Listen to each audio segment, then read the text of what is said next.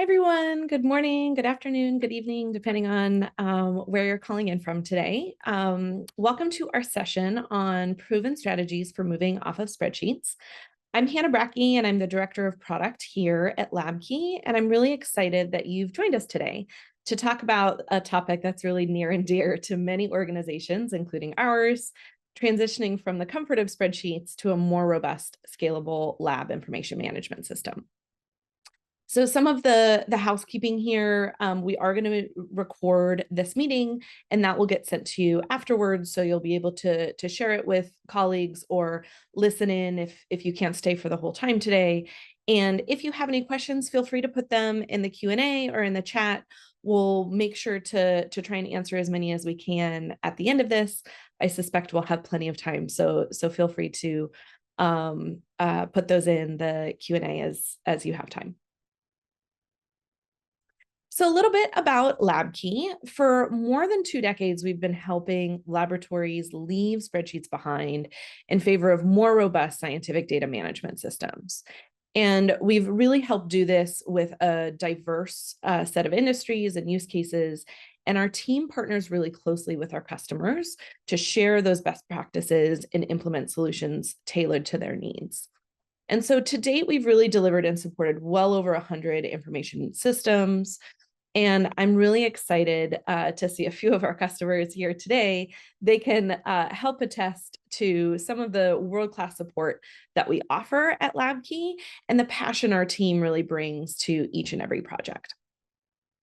A little bit about me. I've been at LabKey for about 8 years as the director of product. I really love delivering new features that help make scientists' lives easier. Because before joining LabKey, I was a bench scientist myself, and I know firsthand what it's like to use and adopt spreadsheets, and then also how freeing it is to migrate beyond them once the organization is ready. So spreadsheets really remain popular for good reasons, right? They're super easy to learn, they don't require any coding, and they come at almost no cost to an organization, especially if it's an established organization. Their ubiquity also makes sharing and collaboration across disciplines really straightforward. And it's not really that much of a surprise that most organizations are still relying on spreadsheets for critical data operations, even if those recognize the need for something more scalable. And so at first glance, spreadsheets really can look like that bargain option. They're everywhere, everyone knows how to use them, and there's virtually no upfront cost. But under the surface, there can be some serious risks that can affect your lab's operations, your science, and even the business side of things. And so operational inefficiencies are a big one, and a lot of the reason why people come to us to migrate out of spreadsheets. And this is really because there's no built-in version control. You can really end up with multiple versions of the same file floating around. Manual data entry invites typos and copy and paste mistakes, and coordinating updates across different users can really slow everything down, especially if you're trying to get reports out or deliverables in a timely manner. Then there's that scientific risk piece. When spreadsheets are your primary data repository, it's really very easy to lose data and to end up with inconsistent columns and missing metadata. And so if sample IDs are mislabeled or formats don't match, tracing that data's lineage becomes nearly impossible. And that's kind of the diagram that we're showing here on the right-hand side. Is it gets very cumbersome and hard to track how data relates to each other. And then of course, merging them when you're reporting is a huge hassle. And so finally, consider the business risk when people are using a lot of spreadsheets. In more regulated environments, failing to meet those compliance requirements can have issues with audits, missed milestones, or lost funding. Errors and delays can compound over time. And really that cost of cleaning often sort of dwarfs that cost of investing in a proper system upfront. And so, how do you know that it's time to move away from spreadsheets? There's a few sort of signals that we have recognized in the customers coming to us to get help. First, the volume that you're working with. If you're really trying to keep tabs on thousands of samples, you have a bunch of manual data entry, it really just isn't scaling. It can become very tedious and error prone. Also, if you've ever tried to open a really big Excel file, sometimes they get corrupted and you tend to lose all or the majority of that data as well. We also have the complexity. So when you're linking samples to assays or subjects or tracking that sample lineage and metadata, spreadsheets really start to become challenging. And that's really because they weren't designed to handle these complex relationships like built to purpose databases really were. Third, this collaboration piece. So if multiple users or sites need to work together in the same system, it becomes very hard to manage in Excel with the lack of version control. Knowing who has the latest copy and which changes are correct can drive some of this need into moving into a new system. And then lastly, that compliance piece, right?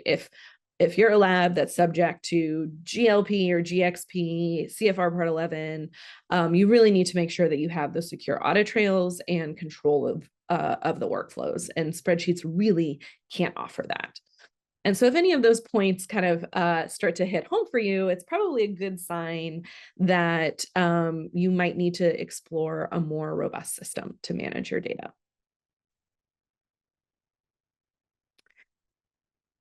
And so moving off of spreadsheets really isn't a flip the switch kind of change. After guiding numerous labs through this process, we found that it works best in sort of a summary of these four phases. And so the assessment, planning, implementation, and optimization of the work. And in the next set of slides, we're going to walk through each of these, but something to consider up front is really making sure that you've engaged your chosen vendor for guidance and support during this process. Because like us, they probably have had a lot of experience in doing this, and they should be able to support you through this process. You don't have to do it alone. And so assessing and mapping your data landscape, the first step is really to get this clear picture of what your data looks like.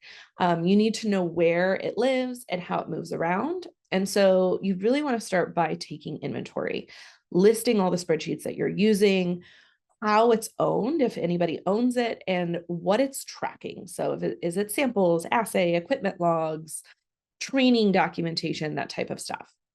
And then the next thing you want to do is sort of map those relationships. And this can be really lightweight, making sure you're asking yourself which files depend on which, and does your sample sheet pull subject IDs from another table or file, and where are those connections kind of occurring, help us understand what that complexity and the depth of the relationships are.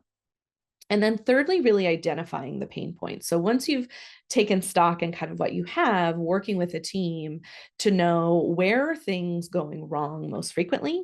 Are there constant version conflicts, or is there missing data frequently?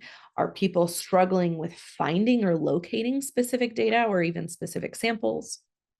And once you see that full picture, really prioritizing those workflows that matter the most. So sample registration or inventory are often ones that folks start with before really trying to fix everything all at once, because that can feel like you're biting way more off than you could handle at the moment. And having those quick wins, which we'll talk about in a minute, is going to be really helpful as well. And so one of the things that we like to have our customers do is draw this simple data map. So even if it's on kind of back of the napkin sketching, it can really show how these spreadsheets connect with each other, and can help everyone identify too where bottlenecks might be. And from a vendor perspective, it also helps us really understand your data and give you the best advice possible, because the more we understand your challenges and your data, the better we're going to be prepared to help support you. And so the next one really is around defining your goals and sort of planning out how you're going to move away from these spreadsheets. And a really successful migration can hinge on having clear objectives and bringing everyone along for the ride. So the first thing you want to do is really clarify why you're doing this. Are you aiming for better traceability because you're not being able to find samples or data that you need? Do you need to be able to compare results across studies more easily? Or is the goal to reduce sort of manual data entry, improve efficiency in the lab, or satisfy some regulatory requirement as well? That's going to help really define the driving factors of why you're moving out of spreadsheets. And then secondly, make sure all the right people are in the room. Scientists, lab techs, QA, IT, and all of these teams each have their own needs and constraints. Involving them early can really help avoid surprises later. Third, agree on your data standards. So before you move anything, kind of decide on consistent sample IDs, date formats, other field types, and use this as a chance to sort of clean up some of this creative formatting and extract the data that you need. I actually have a couple slides on this after because I think this is a really important part of migrating off of spreadsheets that is often underestimated. And fourth, choose your starting scope. So really don't try and overhaul everything in one go. Make sure that you're really choosing a high value workflow that's manageable but can make a real impact. Freezer inventory or assay data management are great candidates for this and something that we often will sort of help you identify as well. And then make sure you're thinking long-term. So how will your data volume or team or regulatory obligations grow over time? And making sure that you're planning for that scalability now, or using a vendor that can adjust over time really can save those headaches down the line as well. And so it may sound really obvious, but a migration out of spreadsheets to a more built-to-purpose data management system can be seen as really a great opportunity to enhance those processes and productivity rather than like pure digitization or regulatory exercise, essentially. So using this as an opportunity to improve efficiency or data integrity or sample integrity in your lab is a great thing to consider as well.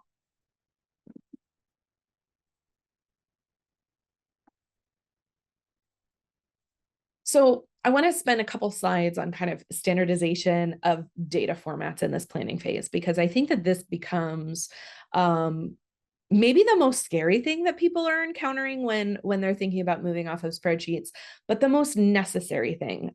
It is one of the things that is it makes me light up. I love cleaning data. It's sort of like a cleaning out the junk drawer type situation.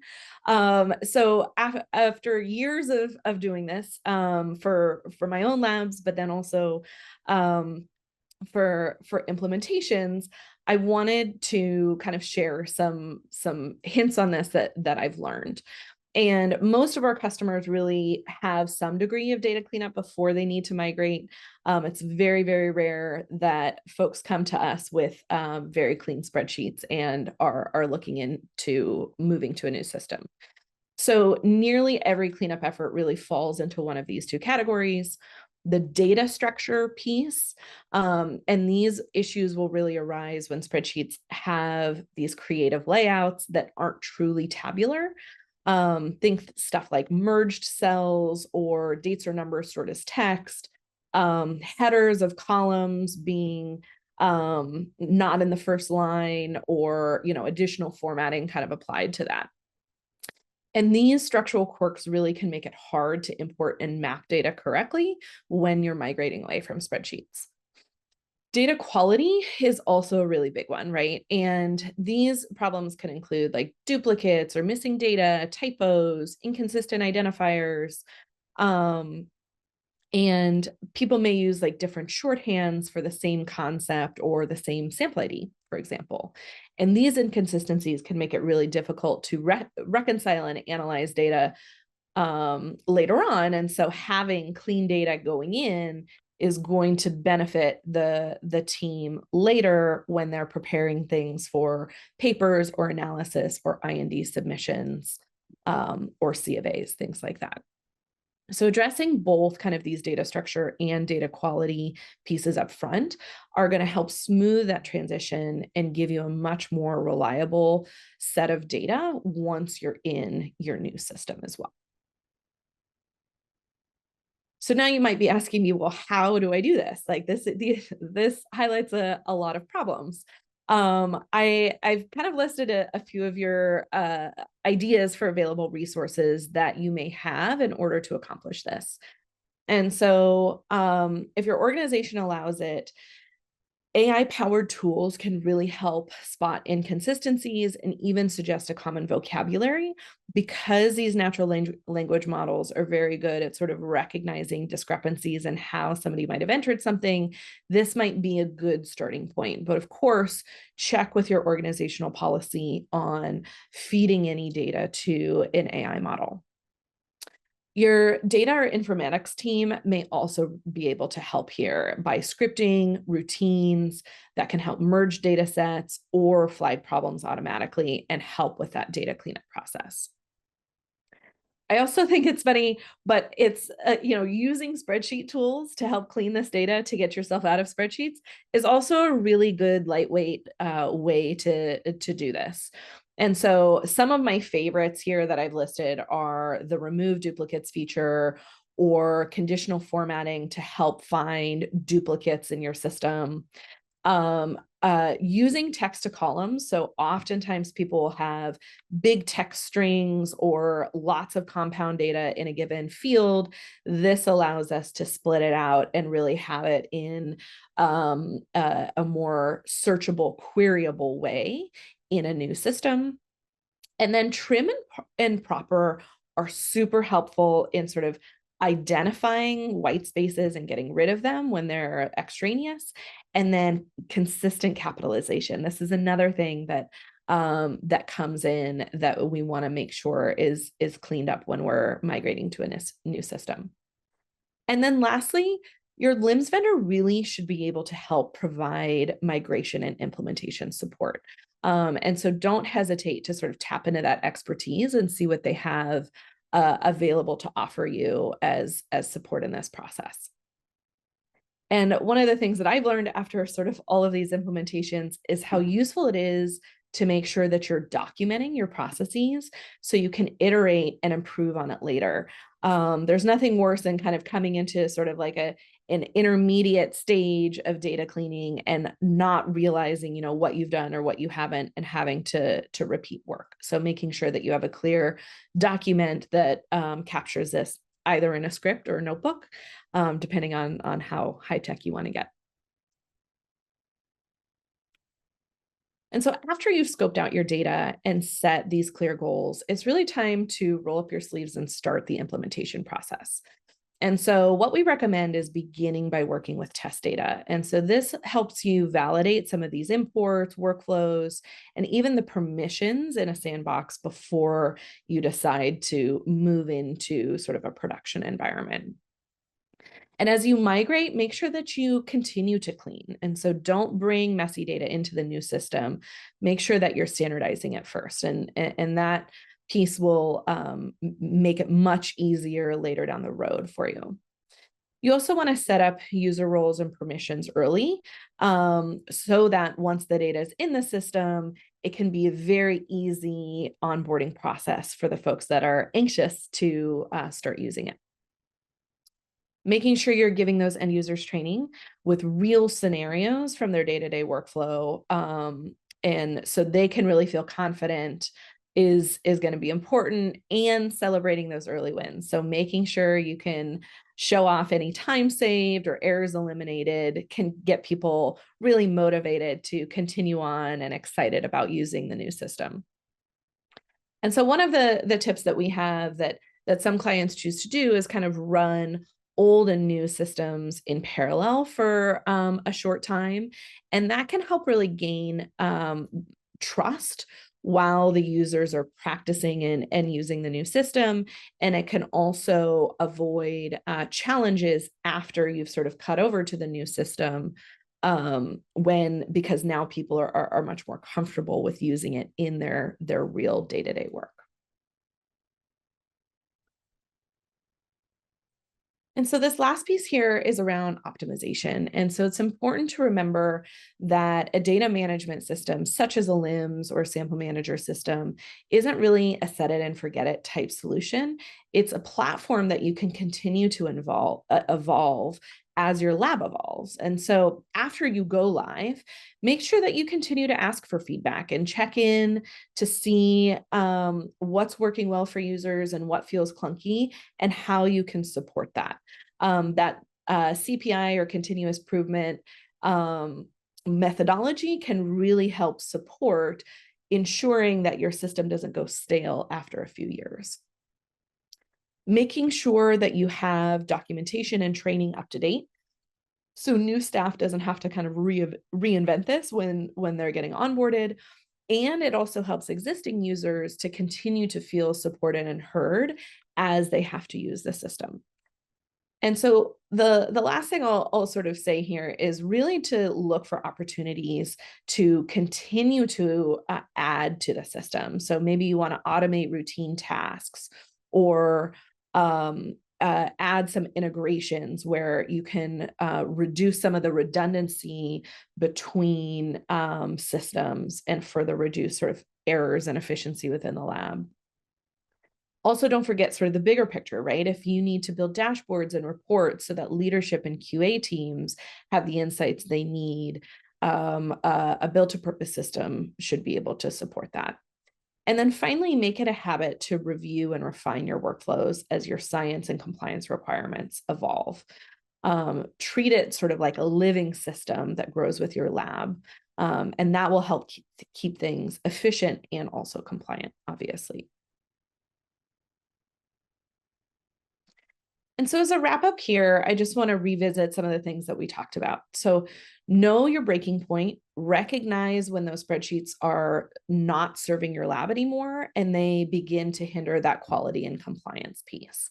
Make sure that you have a strategy, not just the software, right? A successful transition is going to require careful assessment, planning, implementation, optimization. And it's not just about installing a new tool and throwing it over the fence. Making sure that you're partnering with experts. So work with those vendors and specialists who've helped guided other labs through this journey. They really should be able to help avoid common pitfalls and accelerate that adoption in your lab. And moving off of spreadsheets really isn't about replacing one tool with another. It's about transforming how your lab can operate. And when it's done really thoughtfully, transitioning to a built-to-purpose data management system can help enhance traceability, reduce error, improve collaboration, and support regulatory compliance. So if you're ready to explore what a migration might look like for your lab, feel free to set up a meeting with me or someone on our team. Will's put in a link to set up a meeting if you're interested. And really, honestly, we'd love to connect for a deeper dive and discuss how LabKey might be able to help achieve kind of clarity amid the spreadsheet chaos.